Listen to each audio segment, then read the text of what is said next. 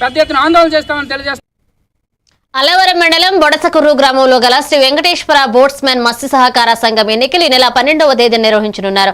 Society సభ్యుల కోరిక మేరకు ఈ ఎన్నికలకు సీక్రెట్ ఓటింగ్ ద్వారా నిర్వహించాలని నిర్ణయించారు. ఈ సొసైటీలో మొత్తం 9 మంది డైరెక్టర్ల స్థానాల కోసం 18 మంది అభ్యర్థుల మధ్య తీవ్ర పోటీ ఉంది. ఇక సొసైటీలో మొత్తం 309 మంది సభ్యులు తమ ఓటు హక్కును వినియోగించుకోనున్నారు.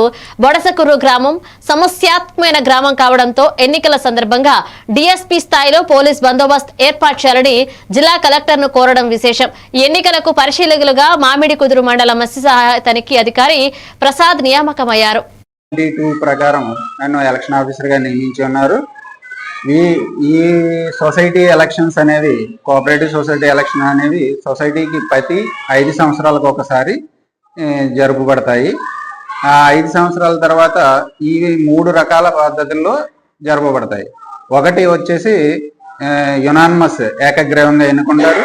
2 వచ్చేసి చేతులెత్తు పద్ధతి ద్వారా, పోటీ ఉన్నప్పుడు చేతులెత్తు పద్ధతి ద్వారా నిర్ణయిస్తారు. ఈ 2 కూడా ఒక రోజులో ఎలక్షన్ జరుగుతుంది. ఈ బ్యాలెట్ అనేది 3rd విధానం, సీక్రెట్ బ్యాలెట్, రహస్య ఓటింగ్ పద్ధతి ద్వారా కూడా 3వ విధానంలో నిర్ణయిస్తారు. ఇదన్నీ కూడా సొసైటీ సభ్యుల అంగీకారము ప్లస్ వాళ్ళ కోరుకున్న మీదటే జరుగుతుంది. నోటిఫికేషన్ ఇచ్చిన తేదీ నుండి ఈ ఎలక్షన్ వచ్చి రహస్య బ్యాలెట్ జరిగే విధానం వరకు కూడా డేట్స్ అనేవి కలెక్టర్ గారి ప్రొసీడింగ్ ఆర్డర్ ప్రకారం ముందే నిర్ణయించబడతాయి.